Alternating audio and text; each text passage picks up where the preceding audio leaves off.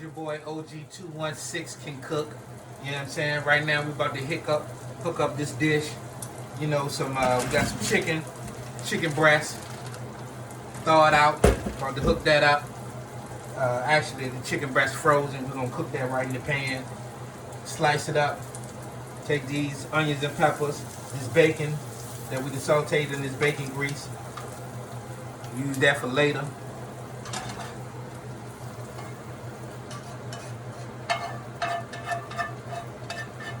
What we're gonna do is, I had on my mind like to do some saute or something, you know what I'm saying, with some sliced chicken breast and maybe some noodle with a little bit of like soy sauce or whatever thing. So watch, that's what I'm about to do. So after we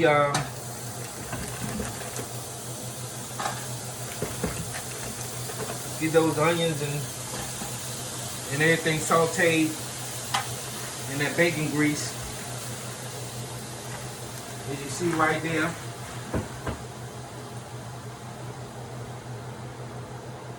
I had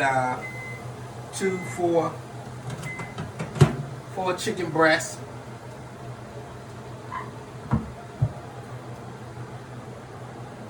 Even though they in that bacon grease, take just a little bit of margarine, throw it down in the bottom of that junk. Help cook these, get some flavor to these chicken breasts. Now, just sauteing these chicken breasts off right quick because we're really only gonna slice them up. Slice them down into strips, you know. And I'm just using my local spices that I got up in my cabinet. Salt, pepper, garlic, onion salt, garlic salt, whatever. Now what we want to do after we get it seasoned up,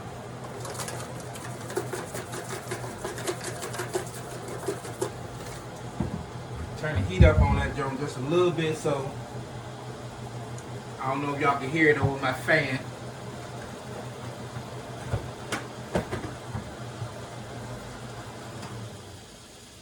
So you can get some frying going. You see what I'm saying?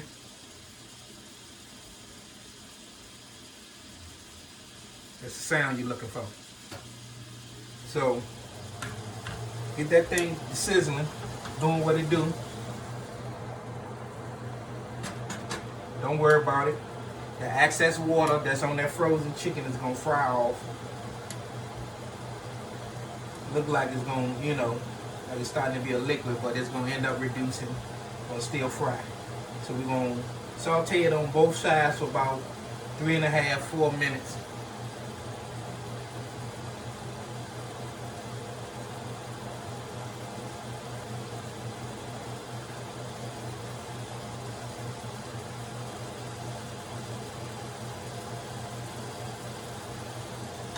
And while we got a little time, you guys, why don't you go ahead on and hit that like button and that subscribe button, so you get more contents of my videos when I be in the kitchen doing what I do. Alright? We'll move them around a little bit. So when you got a nice non-stick pan, you might not have to worry about this or whatever. But I like to move them around a little bit.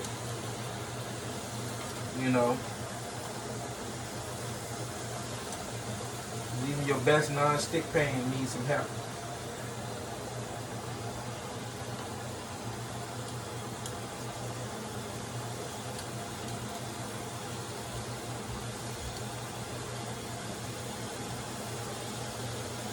Stick with me, you guys. We're 4 minutes into this video. I'm gonna try to have this thing wrapped up in 15 minutes. Nice quick 15-minute video.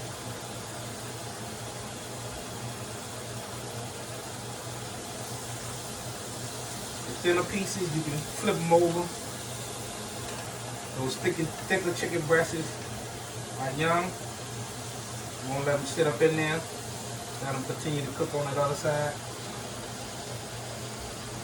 And see, here's a little tip that I picked up. Since we're gonna go ahead on and use that as my, like I said, put that to the side for later use. Finisher. We'll use our little lid top as a cutting board right here.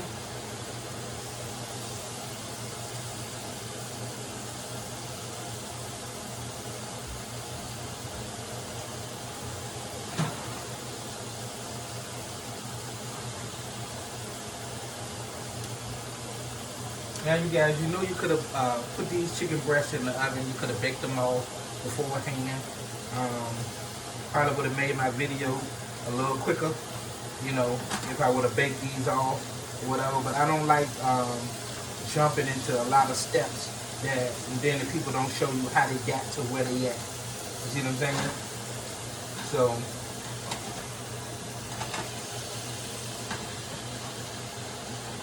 now,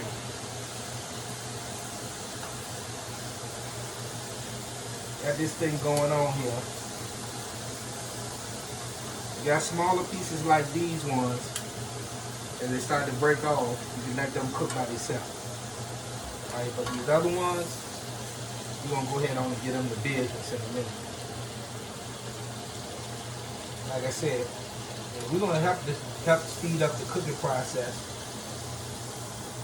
because if you have a fully cooked chicken breast at home, you'll be able to go ahead on and omit these steps. But this is what I do. Halfway where I need to go. And see, that's why I said, you know, it's the last time we're gonna use this cutting board surface, so we're not worried about no cross contamination. So we're gonna go ahead on and cut that into little strips. Did you guys see what I'm doing? We're gonna add that right back into the pot. That's gonna reduce our cooking time.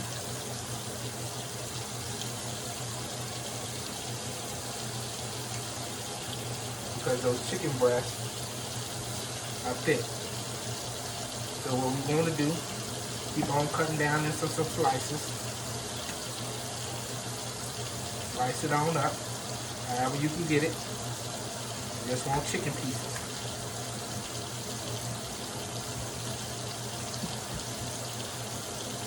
And see, what I want you guys to see also, as our other chicken keep on cooking, we're getting some nice little slices over here out of this.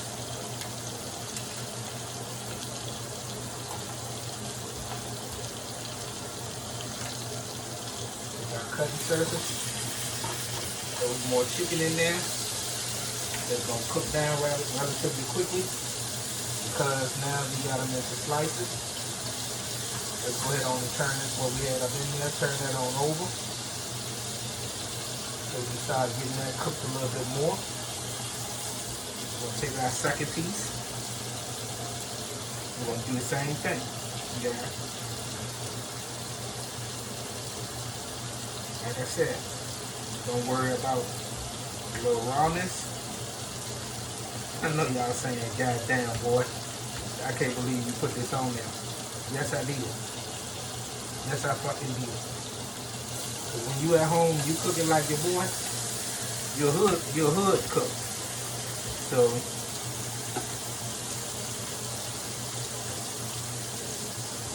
bring all of this back up to temperature when we finish.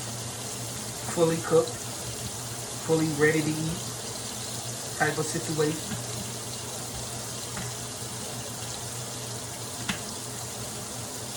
Same thing we would have did with this chicken breast. If it was fully thawed, we would have just cut it into strips before we even started. Alright? Or you could have cooked the whole chicken breast off, then cut it into strips after you was finished. I don't care. As long as you get you some strips and they fully cooked, 165, you know, on your meat thermometer, cooked all the way through.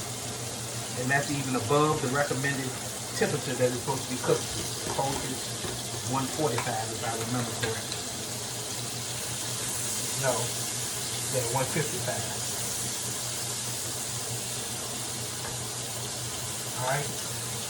Now what you'll notice is, if you ever cook the steak medium rare, you know what I'm saying? Some of them look medium rare, like they're cooking on the outside, but the inside is not really cooked. Alright? That's why we're cutting them up, you guys. Cutting it down into strips. So you make sure all of that inside get cooked. So we're only doing that because we went from a frozen steak straight into the frying pan with this chicken.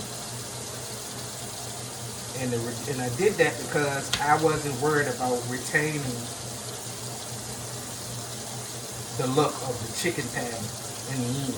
You understand what I'm saying? I was going to cut it into some strips, and I was going to do what I'm doing with it now. You see, so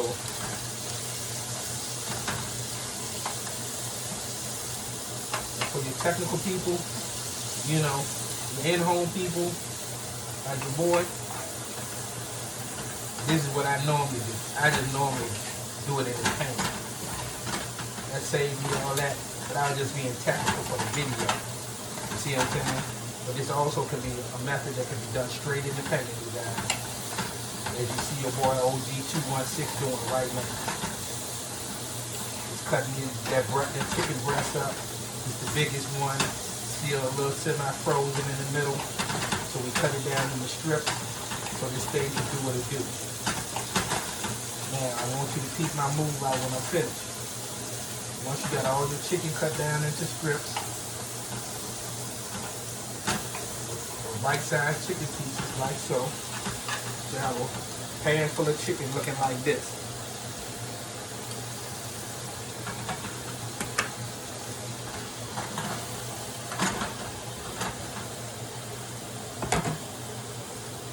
Alright.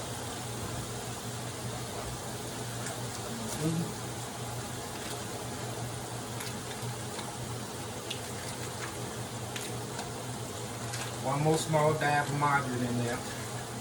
Keep the frying pan honest. After that, just circulating it. It'll give you a nice cook on it. Where we at time-wise? 12 minutes. Alright, you guys.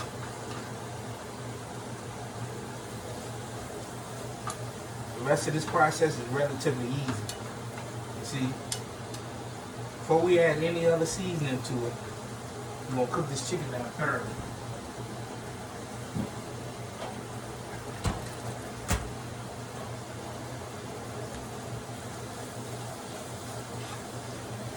You guys, this video might end up being 20 minutes. We're already at 13 minutes. And I say the quickest I might can get the rest of this done is maybe 7 to 10 minutes, for real. You know, assuring, because I gotta eat this, y'all don't. You know what I'm saying? Now, another thing that I like to do,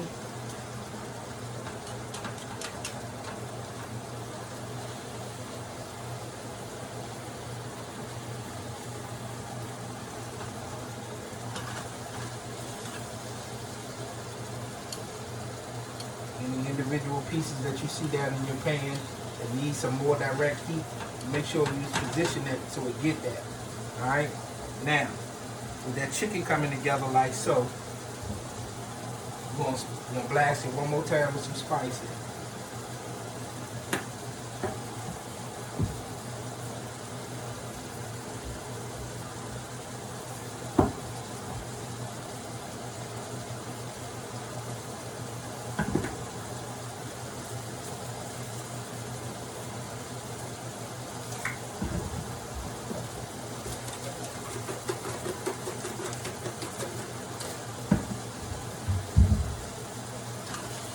You guys. One more time. You never lost that fry. You see what I'm saying? You never lost that sizzle.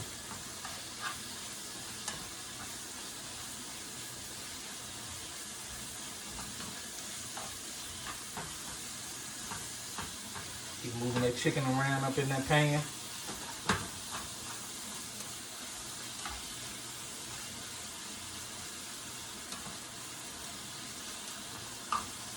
with me now. Y'all seeing me do it. It's not nothing that I'm just guessing on whatever I'm showing you. Break that chicken up. You see it. If it's, you know, you don't see no blood in there. You got. You see the eye on that? That thing is moving. Alright? Smelling good too. Now what we're gonna do right here, after we know we got our chicken thoroughly cooked,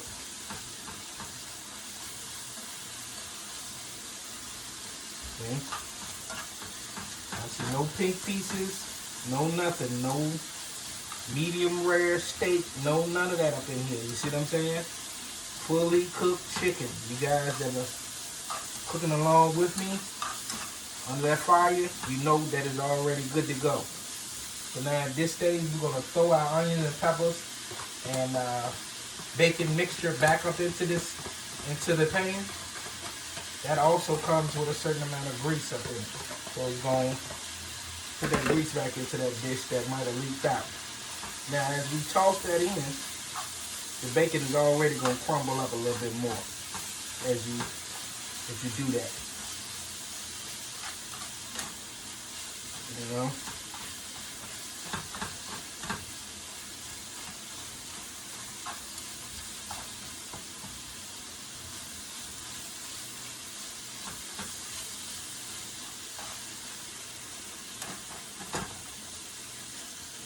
See what I'm saying?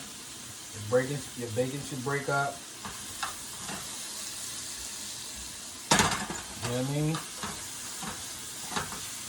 Y'all see what we doing right here. Now,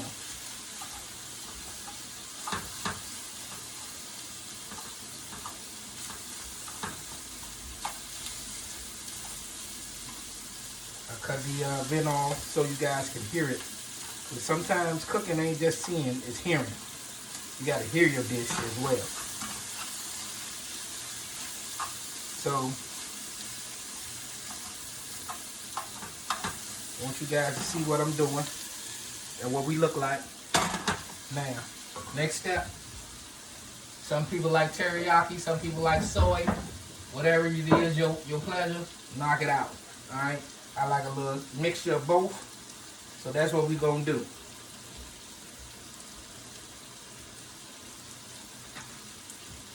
My soy, my teriyaki,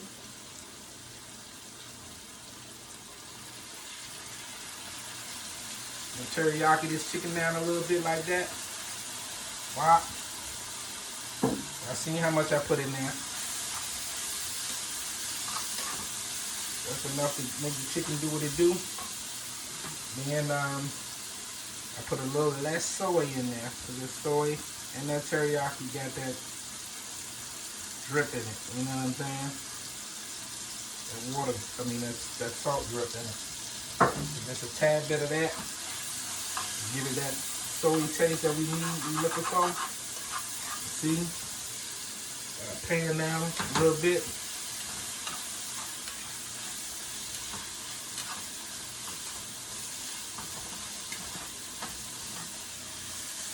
Yeah, turn that chicken a little darker. That's why we wanted to make sure we did our chicken thoroughly cooked before we did this step. Because it'll mask, you know, it'll get a chicken done look, but not really done. So you make sure you get all your shit right before you do that. Now, right now I'm using angel hair pasta, left over from a meal that I cooked, spaghetti. Leftovers, baby. That's how your boy do it. Dump that noodle right up on in there like that. Hit the top of that noodle before you even blend it in there with some soy sauce.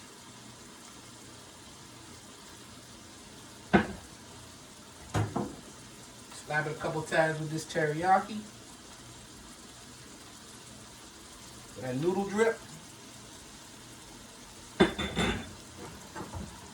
Oh boy, oh boy.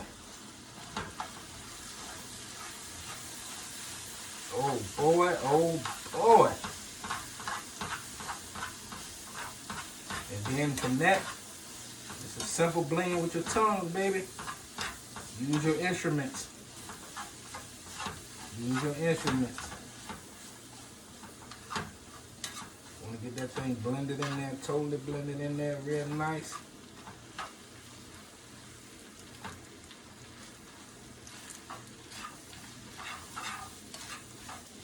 Now this is a play off of a recipe called Yakisoba that I used to make when I was in the military. It is a Japanese dish, Yakisoba. It's normally made with pasta noodles like this. Also ground beef. You make, your ground beef mixture. Cook your ground beef off, like you would with spaghetti, with onions, peppers, all those things like that in it. You know what I'm saying? And then instead of tomato sauce, what you do is cook your ground beef off. You add it to your cooked off pasta, just like this, and it's gonna look like this. Dry without no sauce and just the meat or whatever you choose. Then you put the soy sauce in it. You know what I'm saying? And a little bit of soy, a little bit of teriyaki, and you blend it, you know what I'm saying? And that's what gives it the flavor, you see what I'm saying? And that's what they call yakisoba, So it's really just a soy sauce on the noodles, you know what I'm saying? Soy sauce noodles, you know what I'm saying, with meat in it, all right? This your boy OG216 can cook, you know what I'm saying, with another video, you know what I'm saying, right here, of my play off of this yakisoba. It was this chicken and pasta dish right here that we just made. You know what I'm saying? In the pan for you guys. Hear that sizzle? That's the meal we're looking at. Alright? That's the meal we're looking at, you guys.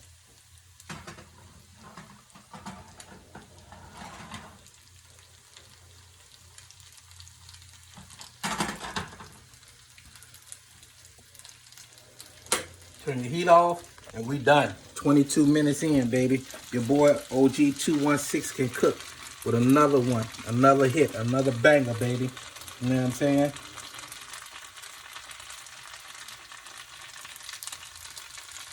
Let that get up in you. You know what I'm saying? Let that get up in you.